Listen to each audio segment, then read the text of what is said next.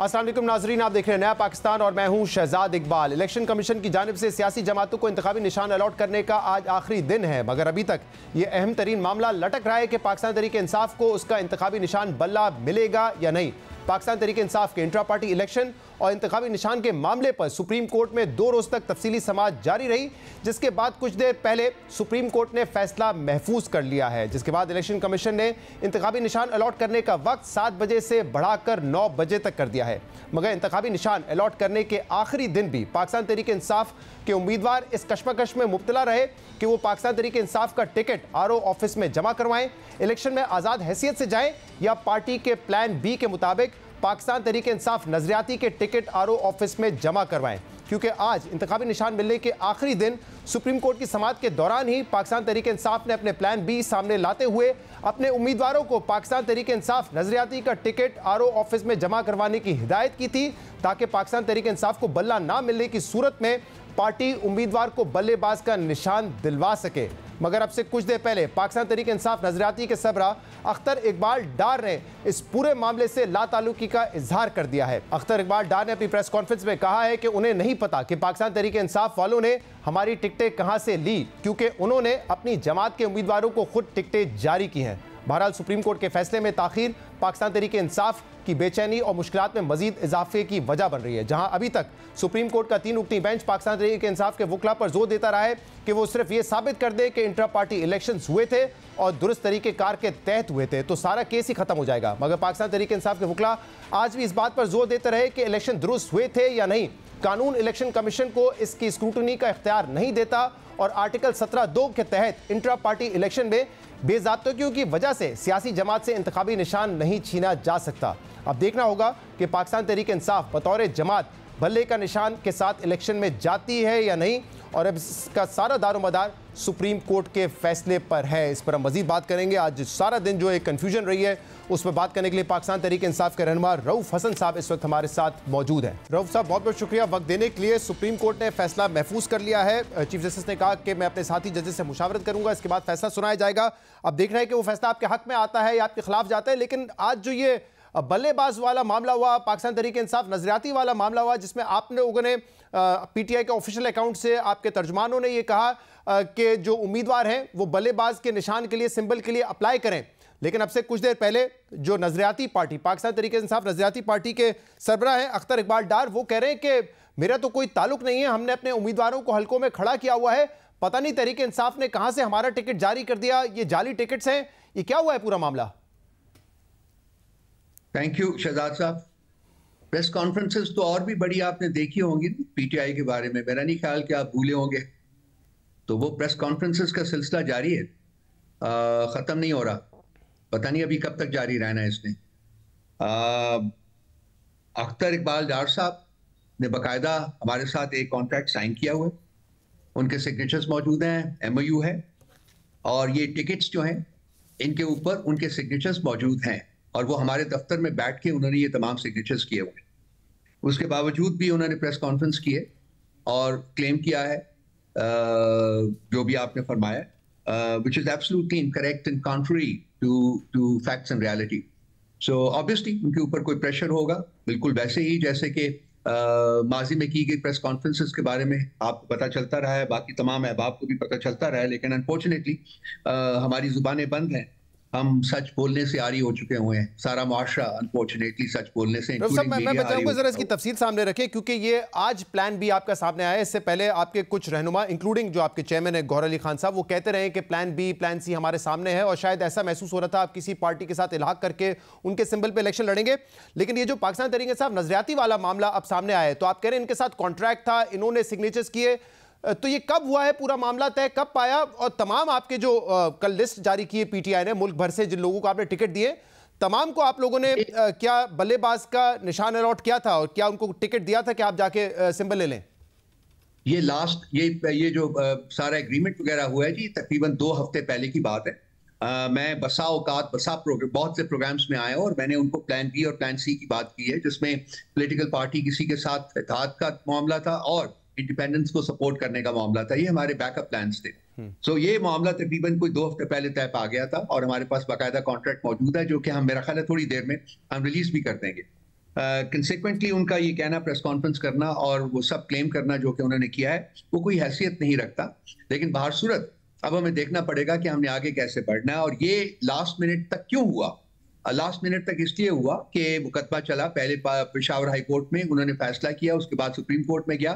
तो जब तक सुप्रीम कोर्ट का फैसला ना आता उस वक्त तक हम आगे बढ़ने के लिए कोई क्लियर रास्ता जो है वो वो नहीं तयन उसका कर सकते थे, इसलिए ये लास्ट मिनट तक आया। लेकिन जब सुप्रीम कोर्ट का फैसला जो था वो नहीं आ रहा था और टाइम सबमिट करने का था, वो गुजरने के करीब था, तो फिर हमें बहालत मजबूरी अपने कैंडिडेट्स को कहना पड़ा कि जी आप इस तरीके से अपने जो टिकट्स हैं वो सबमिट तो आप लोगों ने वैसे ये आप लोग क्योंकि अपना प्लान रिवील नहीं कर रहे थे, तो आपका यही प्लान था कि आज आखिरी दिन है और अगर आज अब बल्ले का निशान बहाल नहीं हुआ तो आप अपने उम्मीदवारों को कहेंगे कि बल्लेबाज का टिकट लो और जाकर, यानी कि पीटीआई नजरियाती का टिकट लो और बल्लेबाज का निशान जाके ले लो इलेक्शन कमीशन ऑफ पाकिस्तान से।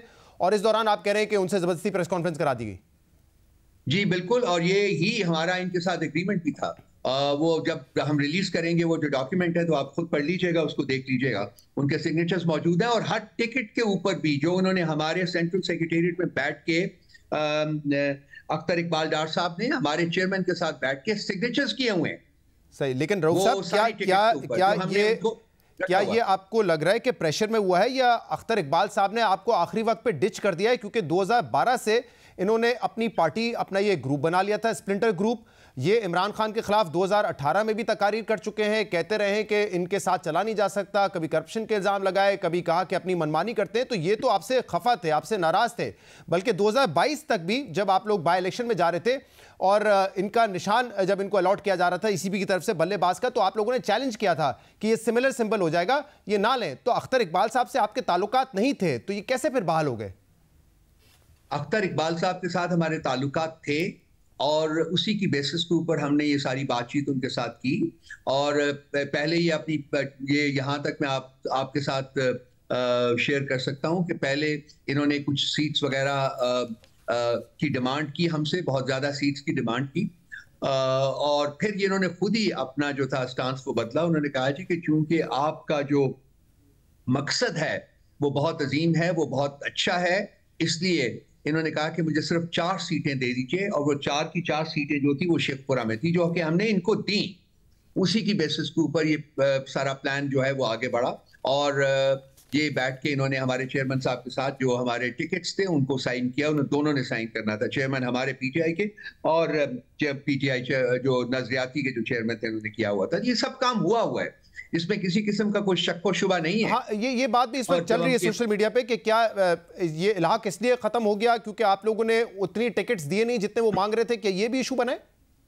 बिल्कुल नहीं जी, वो तो खुद उन्होंने, मैंने आपसे अभी अर्ज किया है कि पहले उन्होंने कुछ टिकट्स मांगे थे, लेकिन बाद में उन्होंने खुद दस्तबरदार हुए, उससे कहा कि नहीं हमें टिकट्स नहीं चाहिए, हम सिर्फ शेखुपुरा में हमें 4 टिकट्स चाहिए।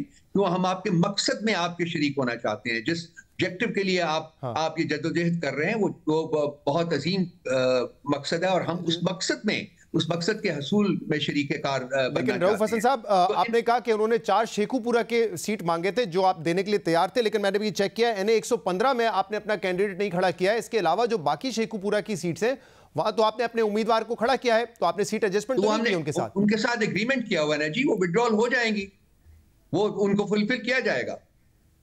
जो उनके साथ एग्रीमेंट हुआ मैं उनको आपके साथ शेयर कर रहा हूं ना जी, ये बात हुई है उनके साथ, ये फाइनलाइज हुआ। सही, तो ये भी तो हो सकता है ना कि जो पास्ट रहा है उन्होंने आपके साथ कोई डबल गेम कर दी हो? बिल्कुल नहीं समझते हम ऐसा हुआ है, हम बड़े क्लियर हैं कि उनके साथ क्या हुआ है। बिल्कुल वही हुआ है जो कि बाकी प्रेस कॉन्फ्रेंसेस से पहले लोगों के साथ हुआ था। उनको किडनैप किया गया है और फिर उनसे ये जबरदस्ती बयान लिया गया। सही, और आज आपकी पार्टी का ये भी मौक़िफ़ रहा है कि जब आरओ के पास टिकट लेकर जा रहे थे तो कहीं पे कोई आपका टिकट लेके भाग गया, कहीं पे आरओ टिकट नहीं ले रहा था, तो वो किस टिकट के लिए जा रहे थे? बल्ले के लिए जा रहे थे या बल्लेबाज के लिए जा रहे थे?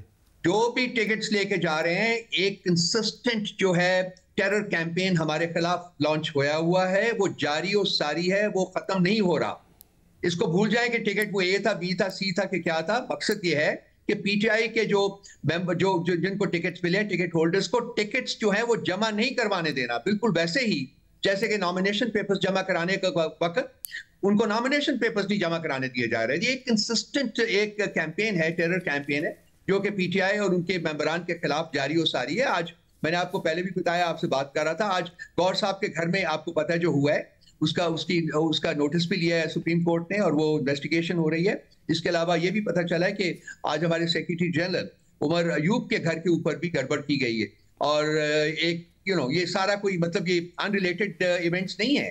ये ताना बाना इनका सिर्फ एक ही मकसद के तहत मिलता है। सुप्रीम कोर्ट ने नोटिस दिया और आईजी ने किसी तरीके से आपने इलेक्शन की दौड़ से बाहर रखा। आईजी इस्लामाबाद ने आज सुप्रीम कोर्ट में ये कहा है कि हम किसी प्रोक्लेम्ड ऑफेंडर को के लिए गए थे और हमें नहीं पता था इनका घर है। उन्होंने आज ये दलील दी है, लेकिन उस पर जज साहब ने कहा, चीफ जस्टिस साहब ने उनको कहा है कि आप मुकम्मल तहकीकात करें और हकायक सामने लेकर आएँ। लेकिन अब ये मामला क्या होगा? क्या ये स्ट्रैटेजी आपकी बैकफायर कर गई है? और अब अगर सुप्रीम कोर्ट का जो फैसला आएगा, दोनों सूत्रों में आ सकता है। एक ये हो सकता है कि आपको बल्ला ना मिले तो फिर आप आज़ाद उम्मीदवार की हैसियत में जाएंगे, लेकिन अगर ये फैसला आता है कि बल्ला आपको दे दिया जाता है तो आपके पास इतना वक्त है या ये मौका अब भी है कि बल्ले के लिए आप लोग अप्लाई कर सकते हैं? क्योंकि फिलहाल ईसीपी ने जो टाइम रखा है वो 9 बजे का कट ऑफ टाइम है सिंबल मांगने के लिए। ये सुप्रीम कोर्ट की रिस्पॉन्सिबिलिटी होगी कि वो जब भी फैसला करे उसके बाद हमें एक एडिक्वेट टाइम जो है वो मिले, ताकि हम अपने जो फॉर्म्स हैं वो जमा करा सकें, अपने जो हमें जो पेपर्स मिले हुए हैं वो जमा करा सकें। ये रिस्पॉन्सिबिलिटी अब रेस्ट करती है सुप्रीम कोर्ट के शोल्डर्स के ऊपर, चीफ जस्टिस के शोल्डर्स के ऊपर। उनको ये प्रोविजन करना पड़ेगा। तो बेहतर ये नहीं होता कि आप लोग बल्लेबाज के चक्कर में जाने के बजाय बल्ले के लिए अप्लाई कर देते और सुप्रीम कोर्ट का फैसला अगर आपके फेवर में आ जाता तो फिर आपकी कम से कम वो दरख्वास्त आरओ के पास होती कि आपने सिंबल मांगा हुआ है? देखिए, हम कैसे, अब ये जब पेशावर हाईकोर्ट के जजमेंट आप पढ़िए, उसमें इनको कहा गया था कि आप इनका सिंबल फौरी तौर के ऊपर अपलोड करें, इनका जो रिजल्ट है उनके इंट्रा पार्टी इलेक्शन के वो भी अपलोड करें। Like in the past election commission ने फ्लाउट किया है और हमारी जो पिटिशन है कंटेम्प्ट ऑफ कोर्ट की, वो इस वक्त पेशावर हाई कोर्ट में जमा हो चुकी हुई है और उन्होंने नोटिस इशू कर दिए हैं। तो इन हालात में आप जो कह रहे हैं वो पॉसिबल नहीं था, क्योंकि इन्होंने हमारा साइन इनके पास है, इन्होंने अपलोड करना था, नहीं किया। तो साइन अपलोड नहीं किया, इसलिए आपके जो कैंडिडेट्स हैं वो बल्ले के लिए अप्लाई नहीं कर सकते। वो नहीं, वो बल्ला अभी हम क्योंकि सुप्रीम कोर्ट में मामला था ना, तो इसलिए सुप्रीम कोर्ट के फैसले का इंतजार हम कर रहे थे। ठीक, उस फैसले के ऊपर मुनहसर है कि जी हमें बल्ला मिलेगा कि नहीं मिलेगा। सही, अगर वो हमारे हक में फैसला दे देते हैं तो बल्ला हमारा होगा। ठीक है, लेकिन हम एज हमारे कैंडिडेट्स जो हैं, as PTI candidates with the symbol of बल्ला, वो अप्लाई कर सकते हैं, वो अपने फॉर्म सबमिट कर सकते हैं। लेकिन अख्तर इकबाल साहब की प्रेस कॉन्फ्रेंस अभी हुई है, लेकिन ये ना भी होती तो इलेक्शन कमीशन ऑफ पाकिस्तान तो बड़े वाज़ेह तौर पे नोटिफिकेशन जारी कर चुका है कि वो कैंडिडेट्स जिन्होंने एक पार्टी के एफिडेविट के तौर पे अपने कागजात जमा करवाएं कि हम फलां पार्टी से ताल्लुक रखते हैं, वो अब फाइनली आके किसी और पार्टी का सर्टिफिकेट देके कोई और सिंबल नहीं मांग सकते। उसी पार्टी का सिंबल लेना पड़ेगा जिस पार्टी के वो हैं। You can't change your party at the last moment. आप ये नहीं कह सकते कि पीटीआई के तौर पे जमा करवाया लेकिन अब हमें पीटीआई नजराती का सिंबल दे दिया जाए। ये तो नोटिफिकेशन आ चुका है इलेक्शन कमीशन का। आप पार्टी लास्ट मिनट के ऊपर चेंज नहीं कर सकते। क्या आप ऐसे सर्कुलर्स भी आउट ऑफ द ब्लू ला के लास्ट मिनट के ऊपर इशू कर सकते हैं? इसको कंक्लूड करें ना कि इनका जो प्रेजुडिस है, इनका जो हेट है पीछे है, वो इतना एविडेंट है कि लॉज को आप मिनट टू मिनट ये चेंज कर रहे हैं, नए लॉज ला रहे हैं मिनट। इनको ये कर सकते हैं? कभी हुआ है इस मुल्क में पहले जो अब हो रहा है? तो आप ये कह रहे हैं कि उसके ऊपर भी तो आप नजर दौड़ाएं ना। आप ये कह रहे हैं कि नॉमिनेशन पेपर अगर पीटीआई के पार्टी नाम से भी फाइल किया हो तो किसी और पार्टी का टिकट ले सकते हैं आखिरी वक्त पे? मैं ये कह रहा हूं कि ये जो इन्होंने अब सर्कुलर इशू किया है, ये लास्ट मिनट के ऊपर ये क्यों किया है? सही, इसको भी चेक कर लेते हैं क्योंकि कल ये मामला हुआ है कि नून लीग ने 3 लोगों को टिकट नहीं दिया और वो पीपल्स पार्टी में शामिल हो गए। अब मुझे एग्जैक्टली नहीं पता कि उस केस का क्या हुआ, उनको पीपल्स पार्टी को टिकट दिया नहीं दिया। नून लीग की तरफदारी कर रहे हैं ये लोग, क्या कर रहे हैं? I mean, we have always contended that election commission is partisan. election commission एक पार्टी बना हुआ है, ये पार्टी बना हुआ है पीटीआई के खिलाफ। अब आज जो पीएमएलएन के ये घर, पीएमएलएन के घर का बंदा ये जो चेयरमैन है, देखिए आपको पता है ये कौन है? देखिए मुझे इतना पता है रऊफ साहब, जब आज आपके कुछ वकील ये मौकिफ उठा रहे थे कि ईसीपी जो है वो जानिबदार है और सुप्रीम कोर्ट के चीफ जस्टिस ने कहा कि आप इस बात पे आर्ग्यू करना चाहते हैं, मामले को यहाँ लेके जाने चाहते हैं, तो आपके जो अपने वकील है वो इस आर्ग्यूमेंट से विड्रॉ कर गए कि हम नहीं ये आर्ग्यू करना चाहते कि उनकी बदनीयती है या वो हमारे खिलाफ बायस है। बदनीयत भी है, उनका बायस भी है, हम जानते हैं, लेकिन वो मौका इस वक्त इसलिए ठीक नहीं था कि हम और एक जो हमारे लिए जो इशू है बहुत ज्यादा इंपॉर्टेंट था, उसके लिए हम आर्ग्यू कर रहे थे। Consequently, we did not want to digress to another issue that was well thought out. लेकिन ये जो है उनका बायस और उनकी नफरत जो है पीटीआई के लिए वो एविडेंट है।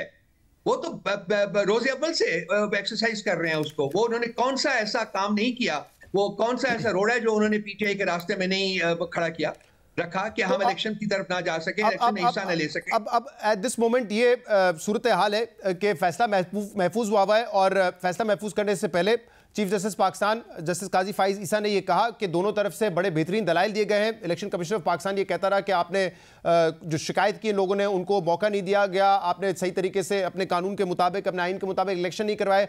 आपका आर्ग्यूमेंट ये रहा है कि अगर इलेक्शन में कुछ बेज़ाब्तियां हैं भी तो भी ये पावर ईसीपी के पास नहीं होनी चाहिए कि वो किसी को पार्टी सिंबल से महरूम करें, और इस पे आप लोगों ने ये भी गुजारिश की है कि सुप्रीम कोर्ट अपनी इंटरप्रिटेशन दे ताकि इस पावर्स की जो हद है वो उसका तयन हो जाए।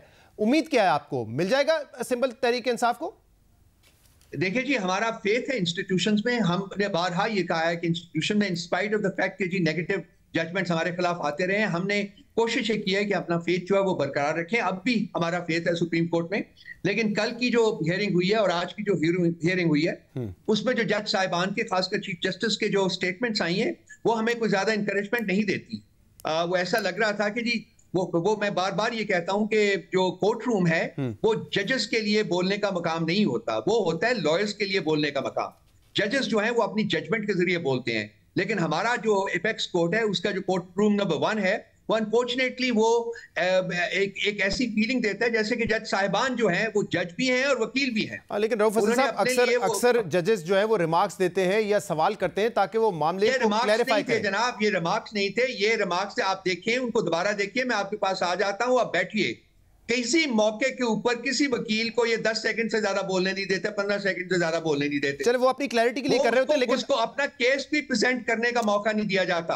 रऊफ हसन साहब, लेकिन आपकी जो कानूनी टीम है उसने अपनी गलतियों का कुछ एतराफ भी किया ना। मैं आज की मिसाल आपको दे देता हूं, जब अली जफर साहब थे या बाद में हामिद खान साहब थे, आप लोग यही नहीं जस्टिफाई कर सके जो आर्ग्यूमेंट आप लेके गए कि अकबर एस बाबर आपकी पार्टी का हिस्सा नहीं है।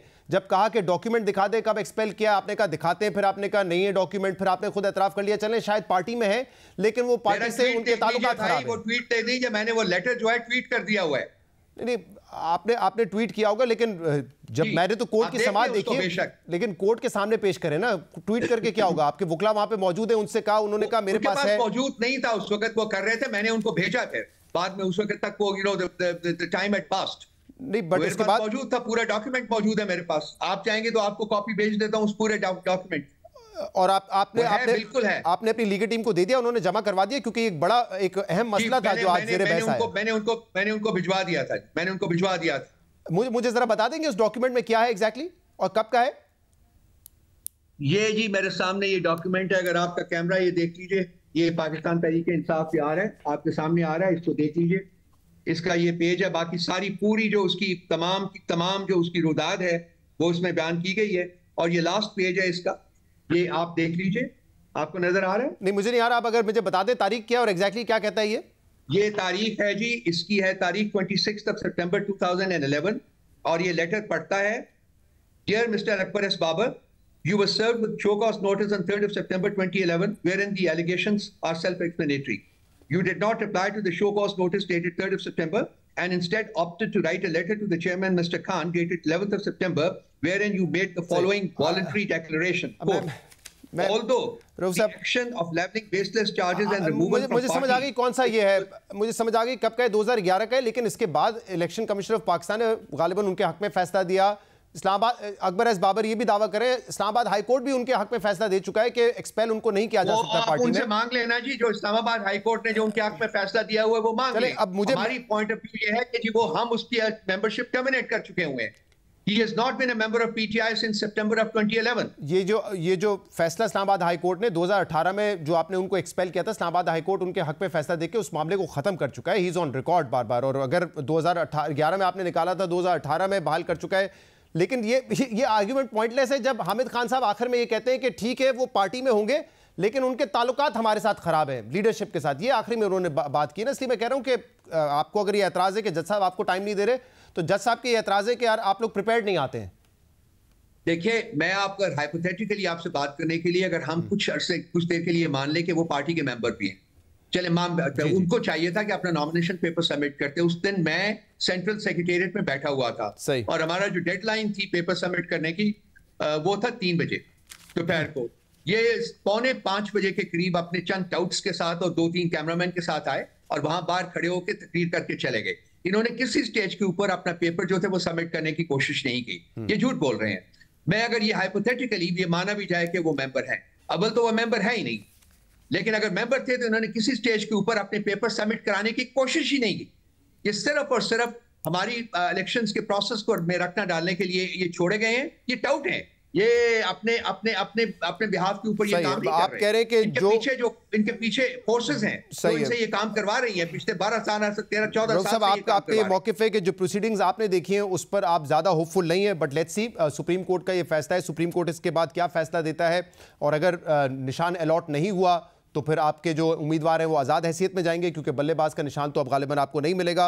और अगर आपको बल्ले का निशान मिल जाता है तो फिर रऊफ हसन साहब का ये मौकिफ है कि फिर सुप्रीम कोर्ट को ये वे आउट निकालना पड़ेगा कि जो 9 बजे की डेडलाइन है सिंबल देने की, उसको शायद एक्सटेंड किया जाए ताकि जो पीटीआई के उम्मीदवार हैं उनको फैसिलिटेट किया जा सके।